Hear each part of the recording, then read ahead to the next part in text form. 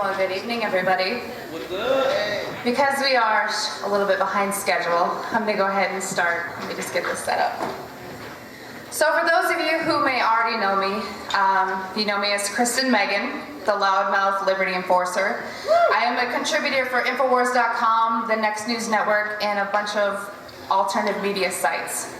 I want to tell you a little story about my previous identity. In my previous identity, I'm known as Sergeant Kristen Edwards. 2001, I didn't really know what I wanted to do with my life.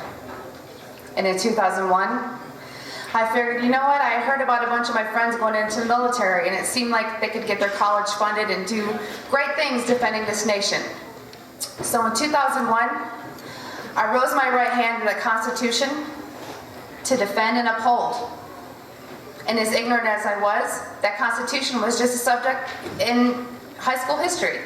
I hadn't read it. Throughout my career, I was stationed all over the nation, all over the world. I started out in England. My job was in bioenvironmental engineering. For those of you who don't know what that is, if you've ever heard of OSHA, anyone heard of OSHA? Yeah. I followed the health side.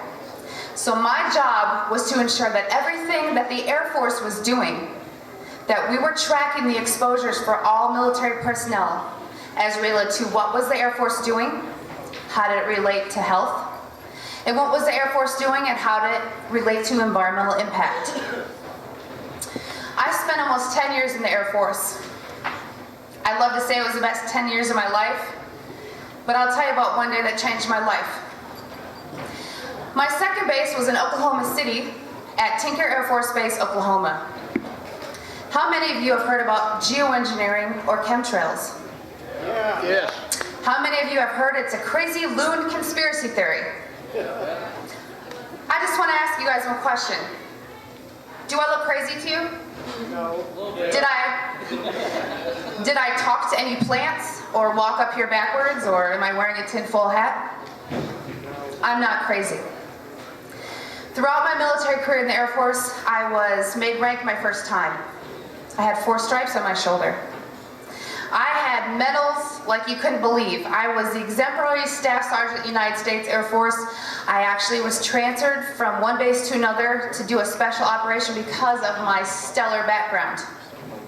When I was at Tinker Air Force Base, Oklahoma, I heard about geoengineering, and I thought, oh, those crazy conspiracy loons. I'm sure we've all heard of Alex Jones from Infowars.com. Yeah. The man I once thought was a loon, wearing a tinfoil hat, living in a bunker, that I just shunned off as, you know, this guy doesn't get it. Did he strap on a uniform? Has he gone out there and defended his country? Well, it was around 2007 that I first heard about geoengineering. And I started to piece the puzzles together, like a spouse who thinks their husband or wife is cheating, when all the dots start to connect, right? Well, part of my job in bioenvironmental engineering was to approve hazardous materials that came on the base. So whether you were using a simple spray can of paint, or you were ordering an oil solvent to degrease airplanes, I sat at a computer and I approved those hazardous materials on base and tied them to a process and a building. Now, there are certain things we all know in the military that are classified, right? Yep. So even though I had a security clearance, it says a need-to-know basis. So when I started approving what is called an Air Force Form 3952, the approval of hazardous materials, and I started seeing barium, aluminum oxide, and strontium come on the base from a contractor whose name was not listed, which was not normal, I started to realize that those crazy tinfoil hat-wearing conspiracy theorists might not be so crazy. So in 2008, amongst myself, I lived about less than a mile behind the flight line at Tinker Air Force Base, Oklahoma, in Oklahoma City. And due to my background as an industrial hygienist and an environmental specialist, I conducted soil grid sampling and grade sampling. Those of you who may not be too privy to chemistry, you know that there's natural elements occurring in Earth. Aluminum is one of them. However, barium, radioactive, and strontium are not. So I conducted those samples and saw limits in my community that would make your head spin.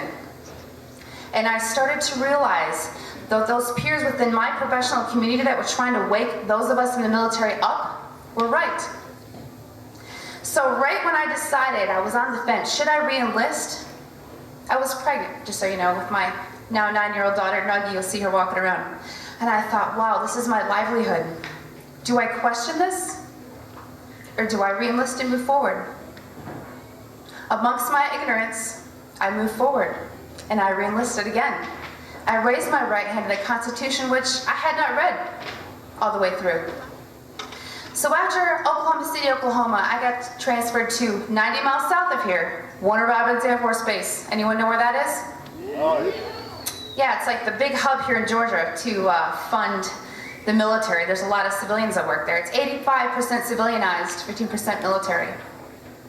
While I was at Warner Robins Air Force Base, let me remind you, I mentioned earlier that I got transferred from one base to another due to my professional background. Because I was such a stellar NCO in the Air Force, they transferred me from one depot maintenance base to the other one in the Air Force, Warner Robins. While at Warner Robins Air Force Base, I thought I was defending my country on a home front, making sure that all those people that went out there, front line, were safe and protected from carcinogens, radiation, inhalation, drinking water, noise, all of it. My job was to protect them so they could be all they can be. In 2009, late 2009, I stumbled upon something that changed my life. I ran across an operation at Warner Robins Air Force Base, which was exposing thousands of civilians to carcinogens. Those of you that are familiar with OSHA, in general industry and construction industry, for different constituents known as hazardous materials, OSHA sets levels for which certain employees can be exposed to. Well, what if I told you that these employees were exposed 100 times over that occupational exposure limit? That should probably scare you. That's an acute and an immediate hazard to carcinogens. People were getting sick. People were getting cancer. People had sores in their mouth from something called strontium chromate or chrome-6, a carcinogenic metal used in military operations. So after what I saw at Tinker Air Force Base, Oklahoma, and then what I saw at Warner Robins Air Force Base, Georgia, everything that I knew, everything that I thought I knew, this great nation, we are heroes. I had 4 stripes on my arm and 11 medals and ribbons on my chest. I thought I was protecting my homeland. When I brought to my commander to his attention that there were people exposed to these hazardous pollutants and people were getting sick, I'll give you the synopsis of the story. I took these air samples, I took the swipe samples. These people were actually dumb and ignorant enough to threaten me in writing. My threat was, mind you, I had a perfect history. Not one article of paperwork, not one Article 15, not one negative aspect on my record. I was the poster child for what an Air Force NCO should be. I was told that if I told the employees, which is required by law, that they were exposed to these materials, that my commander had the authority to lock me up in a mental institution for up to 120 days without being questioned. At the time, my daughter was 5 years old. I was told, who will take care of your daughter, because I was divorced. I was threatened to be locked up in a mental ward for trying to do my job. I was threatened to have my one child who I love with all my life taken away from me because I tried to do the one thing I was trained to do, protect the workforce. So folks, let me tell you, 2001 is when I entered the military. 4 stripes on my arm, 11 medals and awards on my chest. But it only took one day to change my life. And that day was October 27, 2010, when I left the United States Air Force at almost 10 years, halfway to retirement. I would have been scot-free. I left as a whistleblower of the United States Air Force. I had my life threatened. I was followed. My phones were tapped. I had journalists at my front door. I had no job. I left the United States Air Force honorably as a whistleblower. It is because of what happened to me in the Air Force an avenue in which I thought I was a hero, an American hero, as we all think those in uniform are. When I realized that we are not honest and that the core values that the United States Air Force taught me were completely just talking points, it made me sick to my stomach. After leaving the U.S. Air Force, I worked for the Department of Veterans Affairs, which I figured I would be blacklisted and would never get a job with the U.S. government. Why I worked for the U.S. government, I don't know at this point, but it was easy to get because I was a disabled veteran. Why I was at the Department of Veterans Affairs, thinking I could turn things around. You know what I witnessed? How many of you are veterans here? Right here. Several of you. That is. Let me tell you about a little program that the Department of Veterans Affairs has. When you come in with PTSD, depression, anxiety, drinking problem, substance problem, they put you on psychotropic drugs. They put you on psychotropic drugs in which they get kickback for and profit for from Big Pharma. And then when you get addicted, they put you in a program called DDTC. It's called Drug Demand Treatment Center. So once they get you on these drugs that they profited from, they then put you in a program that they get government grants from to put you in rehab. So those of you who are veterans, I would really rethink your care at the veterans facilities. And I know in saying that as a former employee puts a big bullseye on my forehead. But frankly, I don't care. Because let me tell you the difference between 2001 and 2013. I read my Constitution, front and back. I read the Declaration of Independence. I read it all. And I stand here admitting to you that I was an ignorant person in the United States military who thought they were a hero. But you know what? Ego, I can tell you, I consider myself a hero or an idol now. Because I put my career on the line as an industrial hygienist who now works in the private sector after leaving the VA. And as a contributor to Infowars.com, to the Next News Network, to different avenues which you can spread your message, I realized that instead of dwelling on all the negative that really changed my life, I am here to redeem myself. And I'd ask you that are veterans, or any of you that are civilian, what do you do in your careers? Do you work in the medical profession? Do you work in an airport? Where do you work? And what do you see? Because I guarantee you, if you step back and you connect those dots, you will see things that never made sense to you before. So as I fight the hatred and the disinformation trolls and those who try to ruin my reputation, for every negative thing I find about myself on the internet, excuse my French, but it pisses me off. And you know what? It makes me pull out some more documents that I took before I left the United States Air Force.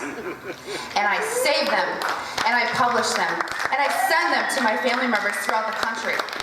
And I have friends tell me, be careful. You know what I tell them? Be careful what? I was in the United States military. They have my social security number and my address and my cell phone number. They can find me. So what I want to leave with you here today is to tell you, if you know someone who's in the military now, or you know a veteran, engage them. It's your due diligence. Whether you or not you agree with, quote, conspiracy websites like Infowars.com or Prison Planet, or whether you believe in geoengineering or chemtrails, please believe me because I saw it firsthand, okay? This is not what I want to be known for. It's a huge target on my back. I ask you to ask those veterans in your family or those friends and ask them to rise up, as Robbie Wells says. Do your part. Defend your nation. Join Oath Keepers. Get in touch with all the alternative media outlets. Support the acts and musicians. You guys, it all matters. I have people tell me, why do you do what you do? There's nothing we can do about it. I know the TSA is unconstitutional, but what can we do about it? Well, let me tell you, I've done things about it, okay? I've shot documentaries. I've done TV shows. I have things in the works I can't even mention so that they don't get edited before they air.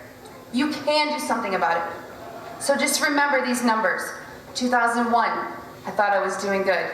4 stripes on my arm, 11 medals on my chest. One day to change my life. What day will be yours? Because trust me, it will come. It will directly affect you, and you will remember this. So please, rise up, do your due diligence, do your own investigations, and support your military by educating them. Thank you.